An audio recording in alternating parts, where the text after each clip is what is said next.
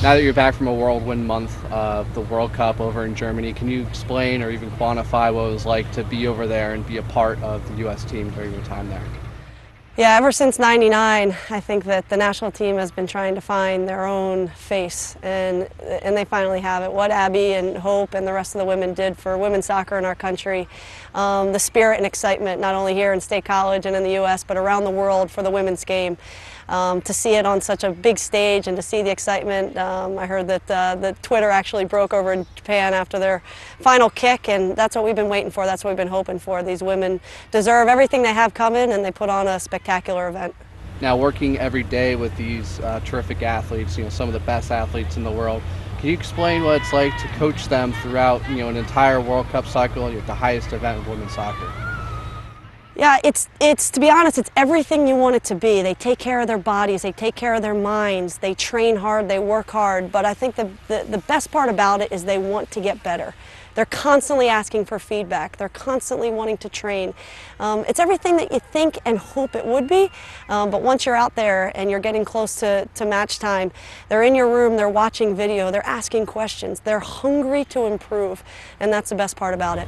Now, you had a special experience with dealing with a Penn State athlete, Ali Krieger, who became the first Penn State soccer player to play in a World Cup final. Can you talk about the experience of what it was like to coach her and to be, dealing with a former Penn State athlete now that you're the coach of Penn State? Yeah, obviously the pride was enormous from this community, and I followed Allie's career while she was at Penn State, and obviously the former coaching staff did a wonderful job preparing her. And I remember having a conversation with her after her last World Cup cycle and how much she wanted to be a part of this team. And I give Allie all the credit in the world. She took a risk. She went over to Germany. She got outside of her comfort zone. She trained with a team. She got better every day. And by the time she came back to the U.S., she was fit, she was healthy, she was ready to play, and she had prepared herself for this world event. To be honest, I thought she was the best right back in the world over the past 5 weeks. Now, coupling up on that, can you speak about what you kind of take Allie's experience and your experience? What do you tell your team now that you're back here in the States? Just exactly that to get outside of your comfort zone. I think one of our current players, Maddie Evans, is a great example of that. Every spring she comes to me and says, I want to be in the best place possible this summer. I want to train with the best. And last year we sent her up to Quick Strike up in New York.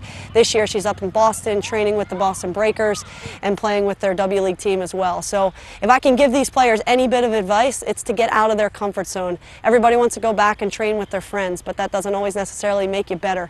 And that's exactly what Ali Krieger did. So many of these women on the national team played with boys growing up, and it's not always fun to get kicked around and to not be the best player, but that's what makes you better, and I think that so many of these players should follow.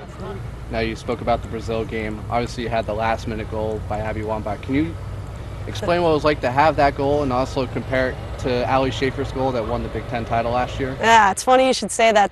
A tweet went out actually from Katie Shepfer, one of our former players, saying, Coach has been a part of so many last-minute moments, and that's exactly what it felt like. I remember that excitement out on Jeffrey Field against Michigan and that feeling of pride.